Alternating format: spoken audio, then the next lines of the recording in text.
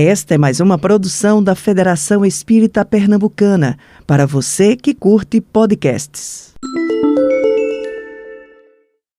Olá, minha gente, boa tarde.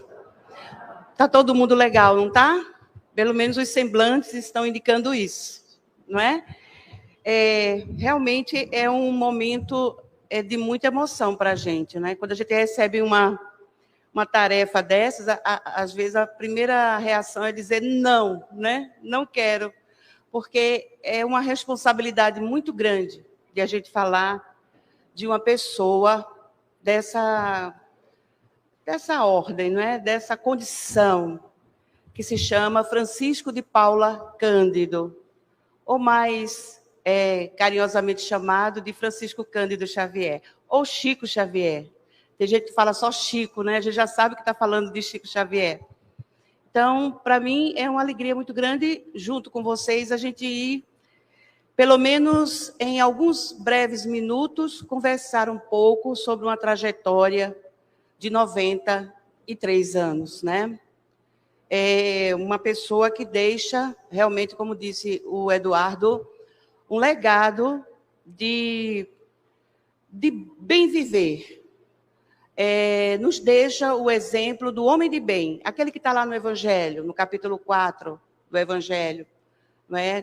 do capítulo Sede Perfeitos, no Evangelho segundo o Espiritismo, que o verdadeiro homem de bem é aquele que cumpre a lei de justiça, de amor e de caridade em toda a sua plenitude. E esse chama-se também Chico Xavier.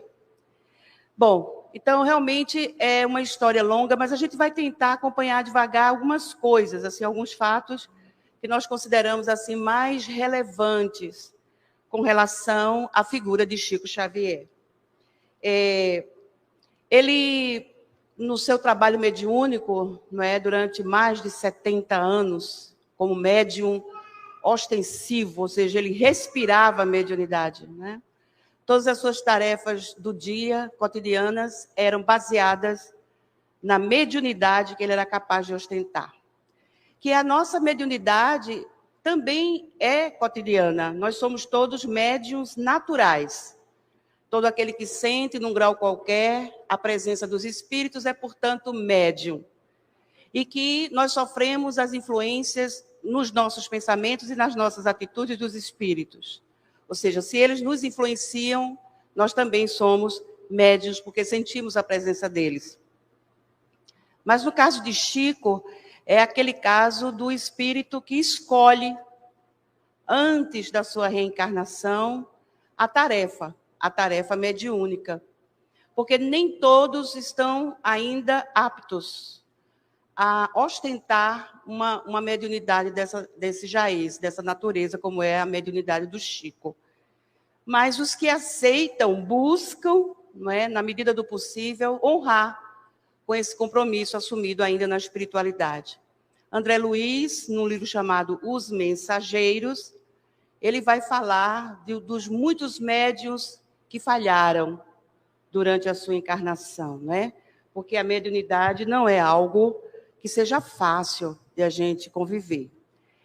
Mas Chico, ele recebeu esse título aí. Essa data é a data, dia 3 de outubro de 2012, foi o dia em que foi anunciado no programa de televisão que ele foi eleito pelos brasileiros o maior brasileiro de todos os tempos. Ele ficou em primeiro lugar, com mais de 70% dos votos. Santos Dumont ficou em segundo lugar, com mais ou menos 50% dos votos. E a Princesa Isabel ficou em terceiro lugar, com mais ou menos 30%, 40% dos votos. Mas Chico, ele não era muito dado a essas coisas, não, de receber títulos. Isso não era realmente a finalidade dele aqui na Terra, de ser reconhecido, de ser bajulado, não é? De ser homenageado. Essa não era a ideia. Ele não queria ser uma celebridade. Tanto é que muitas pessoas roubavam aqueles chapeuzinhos que o Chico usava, aquelas boinazinhas. Primeiro que ele começou a usar, porque às vezes ele estava psicografando e alguém vinha e dava um beijo na cabeça dele. Aí ele tomava um susto. E o médium, você não pode ficar interrompendo o transe mediúnico. Então, ele tomava muitos sustos. Então, Emmanuel recomendou a ele usar um protetor na cabeça. E Emmanuel até disse assim, você vai ficar até mais bonitinho, porque você é feio pra caramba. Não é? Então, Chico, ele usava aquelas boinazinhas para proteger, e ele tinha uma doença que nem todo mundo conhece, é uma doença que os carecas têm, uma doença que hoje já é até reconhecida pela medicina. Eu esqueci até o nomezinho dela, é um nome simples, mas eu esqueci o nome. Então, ele usava aquelas boinazinhas e as pessoas acreditavam que a energia do Chico ia toda para a boina, né? Então, muitas pessoas roubavam os chapéuzinhos do Chico para levar para casa, para fazer simpatias, fazer algum tipo de ritual que fizesse com que aquela pessoa ficasse sarada das suas dores, curadas das suas doenças. Tinham essa superstição sobre o Chico. Tanto é que ele falou que ele não queria, no dia que ele morresse, que houvesse muita pompa, nem muita circunstância, que ele queria morrer num dia que os brasileiros estivessem distraídos com outras coisas. E aconteceu que ele foi atendido, teve o mérito de ser atendido, não é? Porque ele faleceu no dia que o Brasil foi tetracampeão mundial, pentacampeão mundial de futebol, alguma coisa assim. Então, as pessoas estavam preocupadas com os jogadores de futebol, né? E Chico pôde morrer em paz. Pôde ter, então, uma morte tranquila, não é? Então, essa data aqui é a data exatamente, né, do dia que ele recebeu esse prêmio. Quer dizer, foi um prêmio pós-mortem, né? Porque 2012 já fazia o quê? 12 anos que o Chico tinha desencarnado. Aliás, 10, né? Que ele faleceu em 2002. Então, esse é o pensamento de Kardec com relação aos grandes homens, às grandes almas, que são aquelas que aceitam de Deus missões de alta envergadura, como é o caso aqui do nosso irmão. Todos nós somos missionários, mas somos missionários para a nossa vida comum, para a nossa família, somos missionários da nossa família, somos missionários da profissão que nós exercemos, somos missionários em todos os segmentos sociais que nós estamos. Essa é a missão comum de todo mundo. No caso de Chico, foi a missão de expandir a consciência humana, trazendo para nós a nova revelação de Deus aos homens de uma forma expandida, porque a nova revelação ela veio no dia 18 de abril de 1857, com a primeira edição de O Livro dos Espíritos. No caso do Chico, toda a obra que ele alcançou fazer, ela trouxe mais expansibilidade para essa codificação espírita. Então, nós vamos ver que o trabalho dele foi exatamente de trazer para nós, todos nós, uma condição melhor de entendermos a nós mesmos e a humanidade como um todo. E ter uma ideia do porquê do universo, como o universo funciona, por que nós estamos aqui, quem sou eu, por que eu existo, por que eu sou espírita.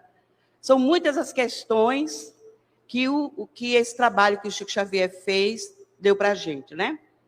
Então, Kardec vai dizer lá na Gênese que desde que se admite a solicitude de Deus para com as suas criaturas, porque a missão, qualquer que seja a missão que uma pessoa tenha na Terra, ela está acontecendo por solicitude de Deus. Então, porque não se há de admitir que espíritos capazes, por sua energia e superioridade de conhecimento, de fazerem que a humanidade avance. Esse é o porém, não é, do trabalho do Chico Xavier. E que essas pessoas encarnem pela vontade de Deus, com o fim de ativarem o progresso em determinado sentido, que no caso aqui é sobre a mediunidade. Nós sabemos que a mediunidade ela não é de propriedade do espiritismo. A mediunidade ela é uma faculdade, ela não é um postulado, ela não é uma teoria, ela não é um tratado filosófico. A mediunidade é algo que é inerente a todas as criaturas de Deus. Então, ela não pertence a pessoas que pensam que só é médium quem é espírita, quem é umbandista, quem é candomblessista. Esses são os médiuns, absolutamente. A mediunidade ela não está ligada somente à religião. Ela está ligada a todos os atos que nós praticamos no dia a dia da nossa vida. Então, havia que ser necessário que toda a humanidade soubesse o que é a mediunidade, qual é o papel que ela exerce na humanidade. Então, o Chico foi essa pessoa que mais deu exemplos pelos fenômenos mediúnicos que ele provocava do que é realmente a mediunidade, que sempre foi, desde que o homem se descobriu médium, usou essa mediunidade para várias e várias coisas, muitas delas para adquirir coisas ilícitas, para saber informações importantes, para ter tráfico de influência. Quando essa criatura aqui veio mostrar para a gente que a verdadeira mediunidade é a mediunidade com Jesus Cristo, e não é pelo poder, pela política, por esse ou para aquele sentido. Então, por que não admitir também que eles recebam missões como um embaixador a recebe de um soberano? Então, o que é que Kardec quer dizer aqui para a gente? Que antes de encarnar, conversaram com ele e ele aceitou, não é? Encarnar na Terra e exercer essa função. Então, esse é o papel dos grandes gênios. Então, as pessoas que se destacam na sociedade mundana, elas não se destacam por acaso. Há algum propósito por trás desse destaque. E se essa criatura leva bem essa missão, se ela consegue ter êxito nessa missão, graças a Deus. Senão, ela vai ter que voltar em outras encarnações até ela poder consertar as besteiras que ela pode ter feito, né? Um pouquinho assim da cronologia, para a gente não ficar só fazendo aqui um tratado biográfico do Chico, até porque todo mundo sabe, né? Ele nasceu no dia 2 de abril de 1910, morreu no dia 30 de junho de 2002, mas para a gente poder trazer um pouquinho dessa trajetória desse nosso irmão, para a gente relembrar algumas coisas ou para saber de outras, porque nem todo mundo sabe tudo também de tudo, não é? Então, do dia 2 de abril até o dia 30 de junho de 2002, Chico não parou de trabalhar. Na verdade, ele teve uma mediunidade precoce. Isso é comum em muitas crianças, de elas verem espíritos, de elas conversarem com espíritos, as pessoas dizem, meu filho tem um amiguinho invisível, minha filha tem meu bebezinho fica sorrindo quando está dormindo. Ali nós sabemos que nesses momentos é que tem alguma entidade espiritual ali, e o bebezinho, mesmo sem saber falar, mas se expressa pelo sorriso, e a criança pelas brincadeiras com o suposto amigo invisível. Mas que, na verdade, eles estão conversando com as entidades espirituais. No caso de Chico, essa mediunidade ela foi muito sofrida na infância, porque com a morte da mãe dele, ele e os 9 irmãos tiveram que ser separados. O pai, como era caixeiro viajante, não parava em casa, então, viúvo, não tinha como cuidar dos filhos. Daí, ele espalhou os filhos por várias famílias. E Chico, ele foi morar com uma madrinha. E a madrinha, cá para nós, era uma mulher obsidiada, porque ela era malvada demais. Ela fez coisas com Chico que a gente fica assim impressionado de saber que ela fez aquilo ali, não é? Como uma pessoa pode ser perversa, principalmente com uma pessoa que não pode se defender, como é o caso das crianças, como é o caso do idoso, pessoas que maltratam idosos, pessoas que maltratam crianças são covardes, porque elas sabem que aquelas pessoas não podem se defender. Esse era o caso da madrinha de Chico, que praticava torturas, como, por exemplo, obrigá-lo a lamber a ferida do primo, enfiar garfos na barriga dele. Ele desenvolveu uma hérnia, porque durante o período que ele ficou morando com a madrinha dele, mais de um ano e meio, mais ou menos, ela torturava ele todos os dias, porque ela dizia que ele era um menino que via o capeta. Não é? Ele tinha o capeta, ele tinha o diabo no couro. Era essa o que a madrinha achava do Chico. Então, ele era tido, inclusive, na cidade, como um menino maluco, né? Por conta de ele ver espíritos desde criança, desde os 4 anos que Chico via espírito. Então, uma vez conversando, o pai e a mãe dele conversando sobre a vizinha que tinha praticado um aborto.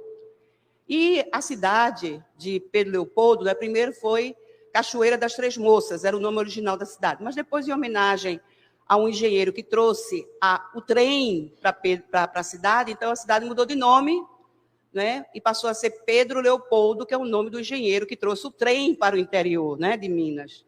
Então, a mãe e o pai conversando, Dona Maria João de Deus e seu Francisco, né, Xavier, sobre a vizinha que tinha abortado a criança. E, pela conversa e pelas fofocas da cidade, ela tinha praticado esse aborto, né? Mas aí Chico deu uma explicação, que para pessoas leigas, ou pessoas rudes, ou pessoas assim, que nem imaginam o que seja a mediunidade, achavam que Chico realmente era um menino maluco, porque ele trouxe uma explicação científica. Não, ele disse o seguinte: o que houve foi um problema de nidação, é um termo médico. Uma criança de 4 anos falando em nidação, e a nidação foi inadequada do ovo, de modo que a criança adquiriu uma posição ectópica. Vejam só, para um menino de 4 anos falar essas palavras científicas, termos assim, não é, tão diferentes do dia a dia, do linguajar coloquial, para os pais foi uma grande surpresa. Então, ali, Chico deu a entender aos pais que ele, na verdade, ele estava repetindo o que uma entidade espiritual que estava ali do lado estava dizendo para ele. Então, veja, ele estava, na verdade, estabelecendo a verdade. A fofoca era mentirosa. A moça não provocou o aborto foi espontâneo, porque, na verdade, houve uma nidação inadequada do ovo, não é? E daí, os parentes achavam que Chico era um menino alucinado. Ele sofreu tanto que, quando ele tinha 12 anos, o padre da cidade, que gostava muito de Chico, para evitar que ele fosse internado, tivesse que usar camisa de força, todas essas coisas, o padre arranjou um emprego para ele. Então, muito cedo, com 12 anos, Chico já foi trabalhar numa espécie assim de mercearia, né, dali da cidade, para ajudar a família também nas despesas, né, que eram muitas pessoas nessa família. Em 1922, estava sendo, digamos assim, homenageado os 100 anos da emancipação do Brasil do Reino Português.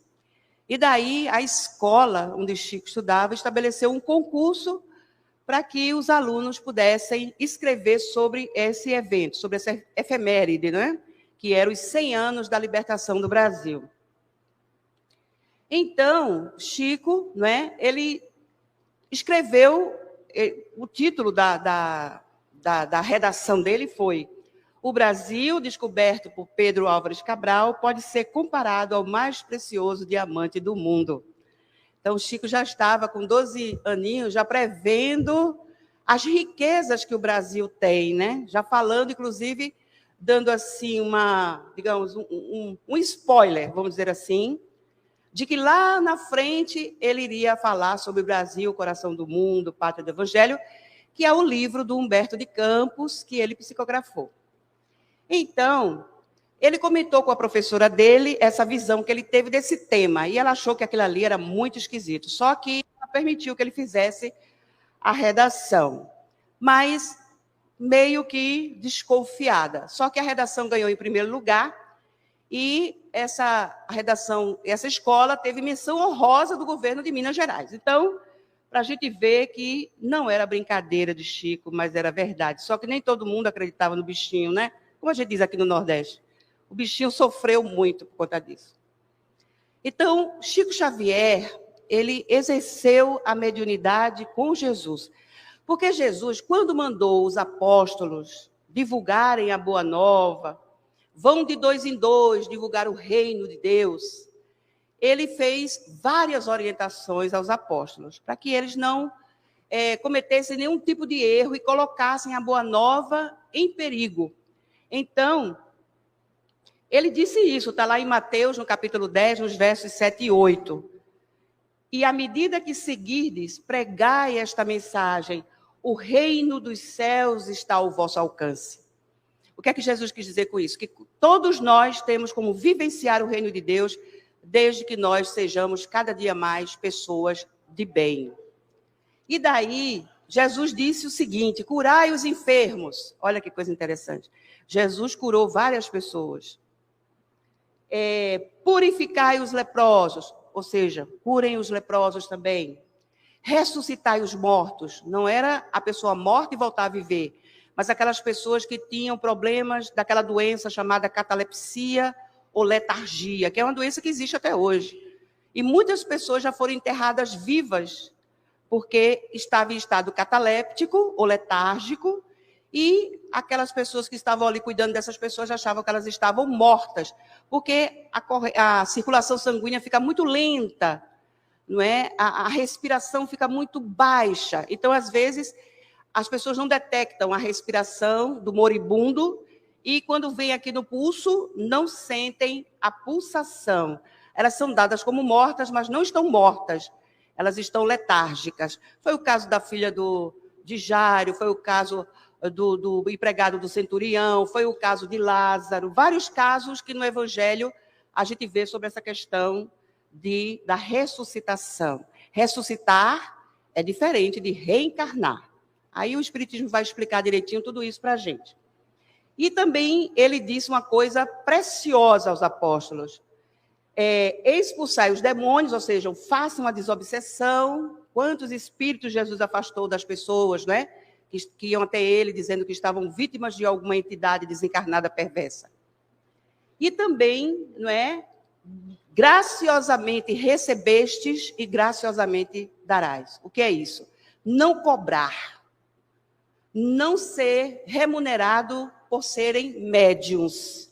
Então, os médiuns espíritas sabem que não podem cobrar de ninguém os seus serviços. E se a pessoa vier dar alguma coisa, não aceitar. Porque tem pessoas que ficam tão agradecidas porque foram curadas, porque melhoraram, que elas querem recompensar o médium, dando a ele dinheiro ou presentes. E o médium que aceita, lamentavelmente, ele fugiu dessa recomendação de Jesus. Então, não proveis nem ouro nem prata, ou seja, não andem com grandes quantias de dinheiro no bolso, porque isso abre os olhos de cobiça dos ladrões, dos aproveitadores, dos aplicadores de golpes, não é? Então, Chico, ele primou por isso. A mediunidade dele era com Jesus. Cumpriu tudo o que Jesus diz nesse capítulo aqui, nesses versos aqui de Mateus. E ele recebeu muitos presentes. Chico recebeu presente, como, por exemplo, relógio de ouro suíço. A primeira coisa que ele fez foi uma pessoa que estava tendo dificuldade, que estava chegando muito atrasada no centro, ele perguntou: por que você está chegando tão atrasado? Ah, Chico, é porque eu não tenho um relógio para marcar a hora, para botar o despertador. Às vezes eu perco até a hora de tomar meus remédios, porque eu não tenho relógio. Chico prontamente pegou o relógio suíço e deu a ele. Outra vez ganhou um Fusca, na época o Fusca estava na onda, né? Um Fusca 0 km, belíssimo. O Fusca é lindo até hoje, né? Então, Chico Xavier, meu Deus, o que é que eu vou fazer com esse carro, né? Não sei dirigir. Aí lembrou-se que tinha um senhor que fornecia verduras, gêneros para sopas, que ele dava aos necessitados. Ele disse assim: se eu te der esse carro, o moço, quando veio trazer o material, disse: nossa, Chico, que carro bonito, esse carro é seu. Eu disse: bom, você gostou desse carro? Gostei. Vamos fazer um negócio? Você fornece verduras, coisas para a gente, e eu te dou o carro em pagamento. Então, ele não tinha. A casa de Chico, se vocês forem lá em Uberaba, e vocês vão ver que a casa de Chico era uma casa simplíssima. Se ele realmente tivesse desviado um tostão de todas aquelas psicografias, de todos aqueles livros psicografados dele, ele teria perdido a sua missão. Ele seria dado como uma pessoa, não é, derrotada na sua encarnação. Então, com esse desenvolvimento mediúnico de Chico, ele criou uma verdadeira biblioteca. Lembremos que o trabalho de Chico Xavier era um trabalho lítero, ou seja, era uma literatura genuína, em vários segmentos da literatura. Não somente da literatura da prosa, do verso, do poema, mas também a literatura científica e filosófica. Então, é uma literatura completa, a literatura de Francisco Cândido Xavier. E ele publicou com somente a série, né? André Luiz, A Vida no Mundo Espiritual, Nossa, foi para os espíritas, né? Desde o primeiro livro lançado, 1944, Nosso Lar, foi assim algo que mexeu muito com o movimento espírita. Imagine com a humanidade inteira, né? 1939, bem antes, ele já tinha lançado um livro lindíssimo que também causou muito frisson no movimento espírita, que foi o livro A Caminho da Luz, e que a gente vai saber como o universo surge, como o mundo, a nossa Terra, o nosso planeta, foi pensado e foi elaborado por nosso Senhor Jesus Cristo. Então, é uma obra extraordinária, né? A obra de Chico Xavier. Se nós pudéssemos dizer assim, das mais de 450 obras que Chico Xavier psicografou, se nós pudéssemos ler um livro por dia, levaríamos em torno de 40 anos para terminar de ler. Então, é uma senhora biblioteca, não é? Que o Chico conseguiu dar origem. O verdadeiro, aqui é Kardec novamente, né, trazendo para nós o pensamento de Erasto, lá no Evangelho segundo o Espiritismo, no capítulo 21, que vai falar sobre, não é, a missão, a nossa missão, não é? A missão nossa de cada dia. O verdadeiro missionário de Deus, ele tem de justificar pela sua superioridade, pelas suas virtudes, pela grandeza e pelo resultado e pela influência moralizadora de suas obras, a missão ao que se diz portador. Então, vejam, tudo isso a gente vai encontrar na obra do Chico, né? Ele, na verdade, é um dos grandes apóstolos da nova revelação. Essa nova revelação, ela foi confiada por Deus a nós. A nós. Ela não veio, por exemplo, por osmose acontecendo. Teve que vir um missionário. Esse missionário precisava estar bem preparado para trazer essa nova revelação, como aconteceu com os outros dois, não é? Que foi o caso de Moisés e o caso de Jesus, que nessa terceira revelação não necessariamente seria uma pessoa, por isso que quando as pessoas dizem assim, você é kardecista? Aí dá a entender que quem criou o Espiritismo foi Allan Kardec. Allan Kardec não criou o Espiritismo. Ele é o apóstolo desta hora, não é? É um dos trabalhadores da última hora que veio com o propósito de trazer a revelação, não de ser o criador. Tanto que muitas vezes ele escrevia artigos na Revista Espírita refutando o título que davam para ele. Chamavam Kardec de o chefe do Espiritismo. E, na verdade, ele dizia, não sou chefe, eu sou um apóstolo, alguém que leva, não é alguém que cria. Os apóstolos de Jesus não criaram a Boa Nova, não criaram o Evangelho. Eles foram os portadores da mensagem, assim como Allan Kardec o é para o Espiritismo. Então, não somos kardecistas, somos espíritas, espíritas cristãos, porque o Espiritismo ele segue o Evangelho de nosso Senhor Jesus.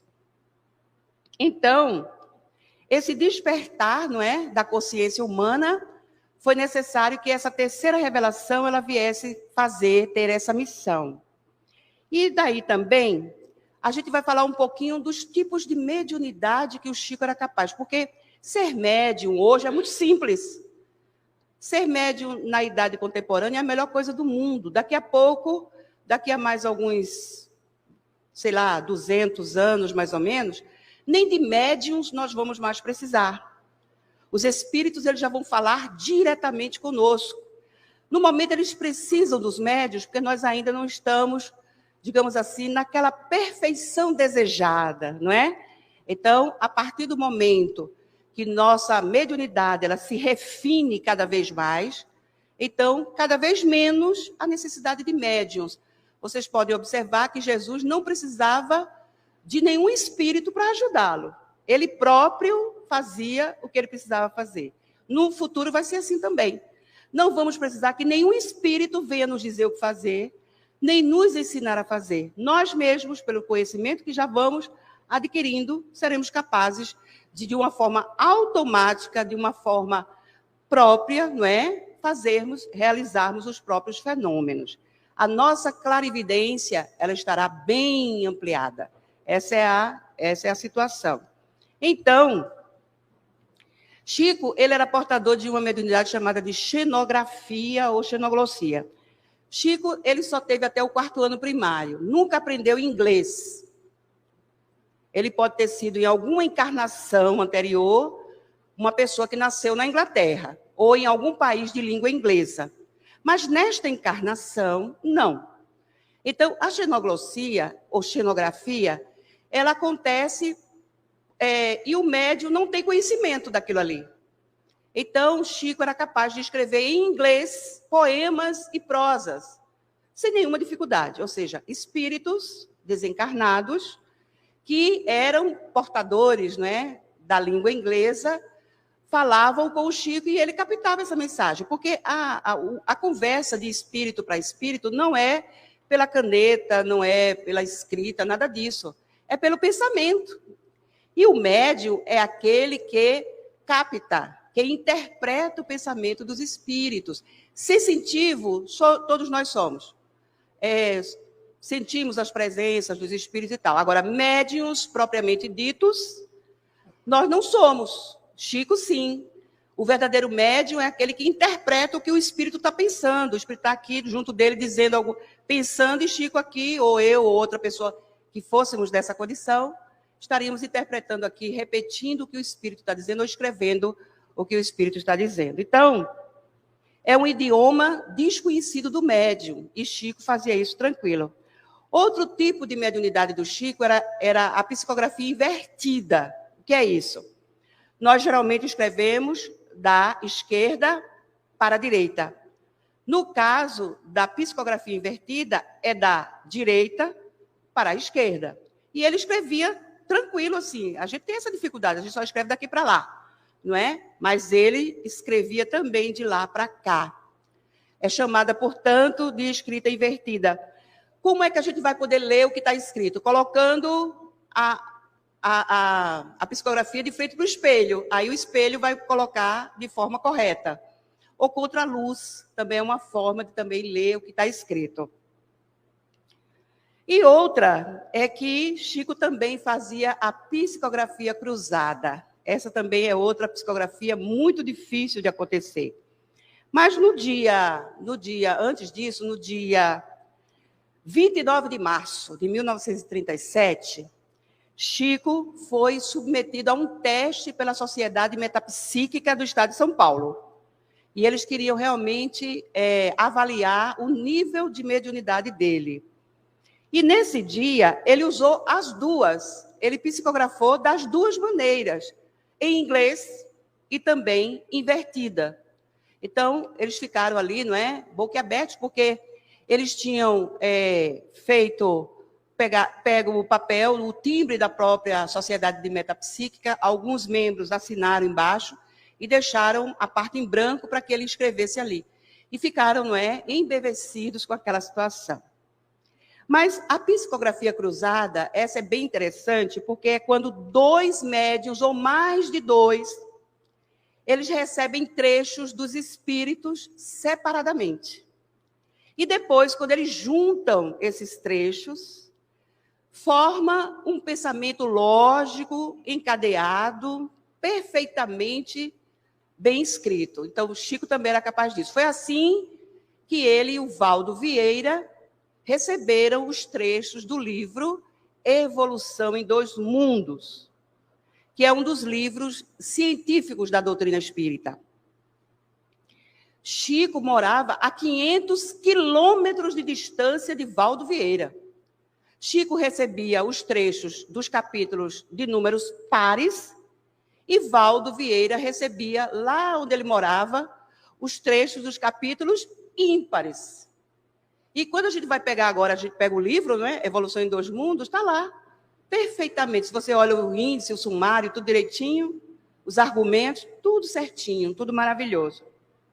Então, vejam, alguns fatos pitorescos, não é, aconteceram na vida do nosso querido Francisco Cândido Xavier.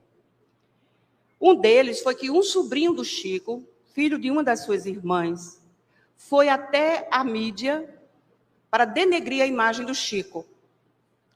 Foi dizer lá para os jornalistas que Chico ele não tinha mediunidade nenhuma. Que, na verdade, ele não falava com os espíritos, ele copiava dos livros. E isso teve uma repercussão tão negativa, né, para o trabalho mediúnico do Chico, que ele precisou se mudar. Então, ele saiu de Pedro Leopoldo, lá pelos idos de 1959, e foi morar na cidade de Uberaba. Uberaba era uma cidade que estava sendo considerada uma cidade progressista, né, melhor dizendo. Já tinha automóveis, telefone, um monte de coisas, era uma cidade bem adiantada. E Chico foi para lá, atendendo, inclusive, a uma recomendação espiritual. Então, por conta desse caso, depois de algum tempo, o sobrinho arrependeu-se do que fez, né, pediu desculpas, e, lamentavelmente, ele veio a desencarnar, problemas graves de saúde e tudo mais. Então, vejam, outra coisa também interessante na vida do Chico é que ele precisou viajar para ver, inclusive, uma questão do olho dele. Ele tinha um olho que sangrava muito. E os mentores espirituais, Emmanuel, Bezerra de Menezes, sempre pediam para ele tratar isso aí. Olha, vá tratar da sua saúde. Porque Chico, desde cedo, desde os 21 anos, que ele já começou a ter problemas de saúde. E os espíritos sempre diziam para ele, vá se cuidar, para a sua família não pensar que você não se cuida por causa da gente, né? Porque ele era muito ocupado. Né? Depois que ele saía do trabalho dele profissional, ele ia psicografar os livros. E Chico era tão assim, perfeccionista, que ele fazia as psicografias de lápis. Às vezes ele psicografava com as duas mãos. O texto aqui era André Luiz, por exemplo, e aqui era Emmanuel. Ele tinha essa capacidade de fazer psicografia com as duas mãos. Só que ele fazia isso de lápis, e muito rápido. Então, depois ele pegava todo esse material, datilografava, depois ele apagava tudo, porque ele usava o papel de novo, porque ele não tinha dinheiro para ficar comprando papel. E papel era muito caro naquela época, ainda é, né? Mas era muito mais caro naquela época. Então, ele tinha uma azáfama diária muito intensa. E, por conta disso, algumas doenças foram acontecendo.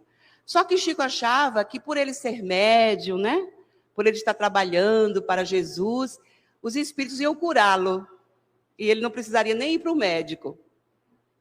Aí Emmanuel deu um carão nele, né? Você precisa ir para o médico. Os médicos estão na Terra a pedido de Deus para ajudar as pessoas na cura das suas doenças. Então, você precisa cuidar do seu corpo também, né? Porque ele achava que ser médium era ser privilegiado. Ainda tem muitas pessoas que acreditam nisso. Ah, eu sou médium, então nada de mal vai me acontecer, né?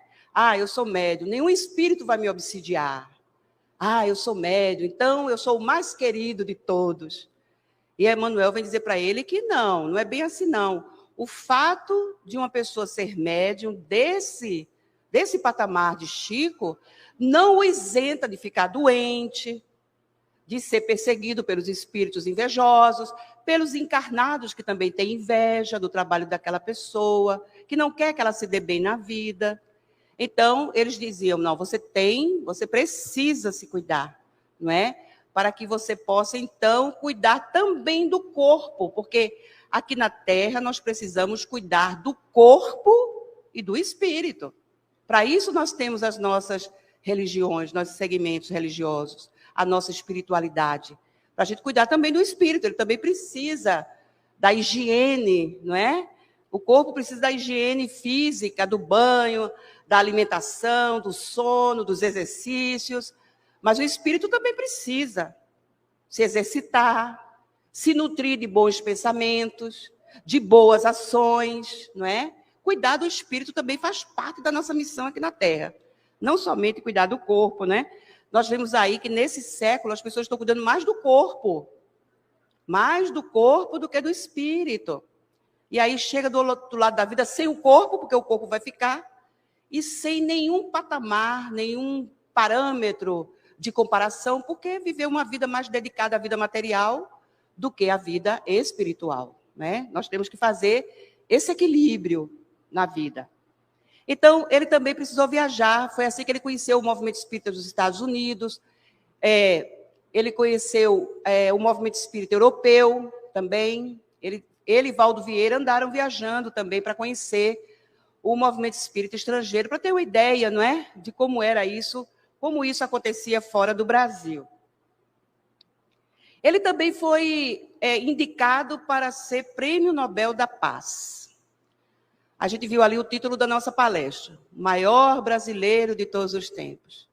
O que foi que Jesus disse a Salomé, a mãe de João e de Tiago, o maior? Aquele que quiser ser o maior, que seja o servidor de todos. Então, a gente vive aqui na Terra correndo atrás de títulos. Ah, eu sou doutor, eu sou mestre, eu sou PhD, eu sou isso, eu sou aquilo, eu sou isso. A gente vive aqui na Terra atrás de títulos. Quando, na verdade, não é o título que vai lhe definir. O que define a pessoa são as suas atitudes, são as suas ações, e não o título que ela ostenta. Então, Jesus disse isso, porque Salomé queria que João e Tiago fossem os principais apóstolos de Jesus. E ele disse, não. Aquele que quiser ser o maior, que seja o melhor servidor dos outros. Então, Chico, ele obedeceu a isso aí, não é? Aí quiseram dar a ele o Prêmio Nobel da Paz. Ele ficou tranquilo, não... Nesse caso, ele ainda estava encarnado, né? No caso do maior brasileiro de todos os tempos, ele já estava desencarnado. Mas ele não deu a maior importância para isso, porque não importava para ele isso. Agora, divulgador do espiritismo, sim. Foi o maior divulgador do espiritismo do planeta. No ano de 1970 e alguma coisa, ele foi para um programa de televisão que ia durar 1 hora, durou 4. E ainda pediram mais, porque as pessoas ficavam impressionadas com o nível de respostas do Chico às perguntas que eram feitas pelo público. O Saulo Gomes, que agora é desencarnado, né, era o jornalista da época, na antiga TV Tupi, ele colhia as perguntas do público, inclusive artistas que também estavam ali naquele auditório, e passava para o Chico de chofre, né? E Chico respondia na maior tranquilidade. Isso foi tão impressionante, divulgou tanto a doutrina espírita, que nesse período as casas espíritas ficaram assim, ó, lotadas. As pessoas iam atrás das casas espíritas para saber se aquilo que o Chico Xavier disse no programa, lá no Pinga Fogo, se aquilo ali era verdade. Então, as pessoas foram para o espiritismo pela curiosidade e não pela moral espírita, não é? Daí, houve esse boom no movimento espírita por conta da presença de Chico Xavier naquele programa. E por isso, e por outras, né? Eu estive em Uberaba no ano de 2000. Eu estive em 2000, ele faleceu em 2002. E eu fiquei impressionada de como as pessoas gostam do Chico Xavier. Nós fomos comprar flores para levar para ele, porque soubemos que ele gostava de lírios. Então, nós fomos numa floricultura e fomos comprar lírios para levar para ele. E a moça que atendeu disse, é para o seu Chico, né? Que maravilha, ele é um homem maravilhoso, ele faz tanto bem aqui. Ou seja, uma pessoa conhecida pelo bem que fez, né? Nós diríamos que Chico Xavier é a caridade personificada. Tudo ele pensava nos outros. Se a gente for levar em consideração os mandamentos, o maior mandamento da lei, que é amar a Deus sobre todas as coisas e ao próximo como a si mesmo, nós vamos encontrar Chico Xavier nesse perfil, daquele que ama o próximo, não é? Que não deixa o próximo para trás. Teve um dia que ele não tinha nada para dar. Ele conseguiu, assim, ele tinha uma comunidade que ele ajudava, numa área assim, meio ribeirinha lá de Uberaba, e nesse dia ele estava sem nada para levar. Mas ele foi lá, a si mesmo, sem nada, ele levou água, fluidificou a água, e alguns pedacinhos de pão que ele conseguiu juntar, ele distribuiu ali com aquelas pessoas e disse para elas que naquele dia ele não tinha nada para dar para elas nesse sentido, né? Fez o evangelho, que ele sempre fazia, mas chegou um moço assim, quem é seu Chico Xavier aqui? E ele disse, sou eu. Olha, é que eu estou aqui com os donativos que veio para o senhor de São Paulo. Foi uma carreta cheia de alimentos. E quando ele perguntou quem é a pessoa que mandou, ele disse, é um senhor assim, deu a descrição, que depois Chico Xavier veio a saber que foi Bezerra de Menezes. que intuiu o dono daquele armazém, que tinha, daquele supermercado, vamos dizer assim, e aquela pessoa lembrou-se do Chico Xavier e mandou aqueles gêneros para ele. Então, veja, um espírito, uma pessoa que tinha simpatia dos bons espíritos. Desde os 21 anos que ele já começou a divulgar a doutrina espírita. Todo mundo conhece Chico Xavier. Quem é que não conhece Chico Xavier? Todo mundo conhece Chico Xavier, não é? Então, é essa grandeza que o Chico Xavier ele deixa para nós como legado, para que nós sejamos esses médiuns também, não é? Aqui é um pensamento indígena, que é muito espiritualizado, não é? Porque ele diz assim, tudo na Terra tem um propósito. A gente sabe que sim. Cada doença, uma erva para curar. Cada pessoa, uma missão para cumprir. Essa é a concepção dos índios sobre a existência. Então, nós estamos aqui porque temos um propósito. Ninguém está aqui de graça, nem caiu de paraquedas, nem caiu no colo de ninguém. Todos nós aqui estamos para seguirmos um caminho, uma trajetória, e boa, e muito bem feita, muito bem, né, estabelecida. Essa frase de Chico é muito conhecida, não é? Embora ninguém possa voltar atrás e fazer um novo começo, qualquer um pode recomeçar, porque começar já começou. Então, pode recomeçar agora e fazer um novo fim, não é? Chico, ele vai falar muito do pensamento, meus irmãos, porque pensamento é vida, é até o título de um livro de Emmanuel pela psicografia de Francisco Cândido Xavier, não é? Então, o pensamento, ele é tudo. Para a gente ter uma ideia, o nosso pensamento pode mudar toda a nossa saúde física. Olha que coisa interessante. Aí Chico, num artigo, ele escreveu pelo Espírito Dias da Cruz, que a alergia, a dermatite de contato, urticária, uma manchinha aqui, uma manchinha lá, se for comer camarão, fica todo empolado, se determinada comida não pode comer, não é? Tanto a alergia, que é um tipo de obsessão, como a própria obsessão, tudo causada por aqui. Pelo nosso pensamento. Pensamento é vida. Pensamento é energia, pensamento tem forma. Quando eu penso numa pessoa, eu já formo a imagem dela no meu pensamento. Quando eu desejo alguma coisa, eu já formo a imagem daquele desejo no meu pensamento. Então, o pensamento é tudo. Se eu tenho saúde, meus pensamentos estão em dia. Se eu tenho doenças, espera aí. Estou pensando tudo errado, tenho que recomeçar. Então, o Chico vai falar aqui nesse artigo que está na Revista Reformador, Alergia e Obsessão, que o nosso pensamento pode provocar distúrbios no nosso sistema imunológico. E, por conta disso, gastrite, não é?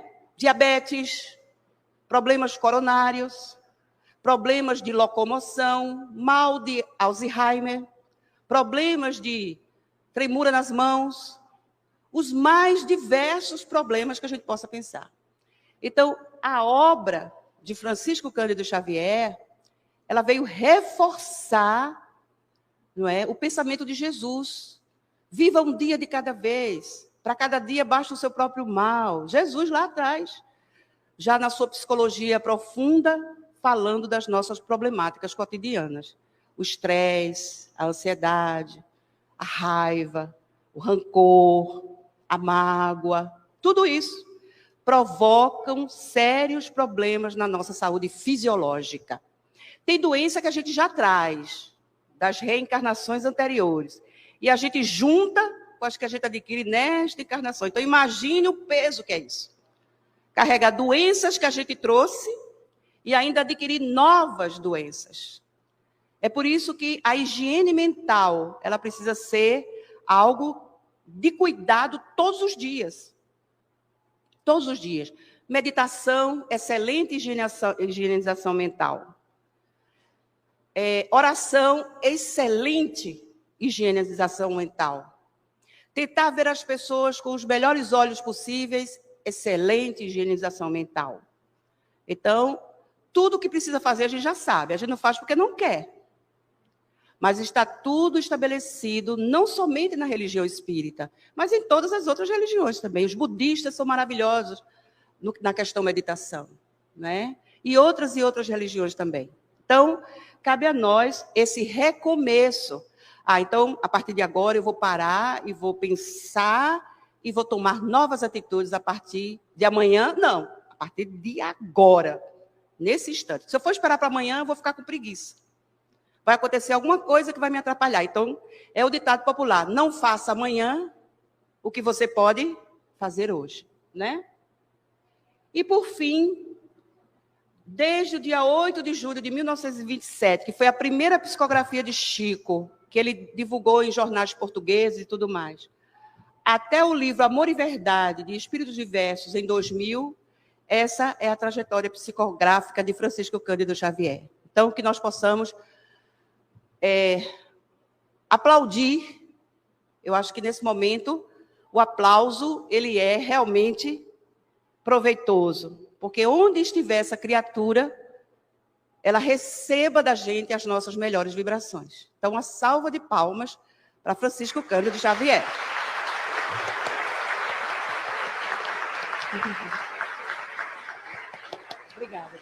Obrigada, gente. Você ouviu o podcast da Federação Espírita Pernambucana.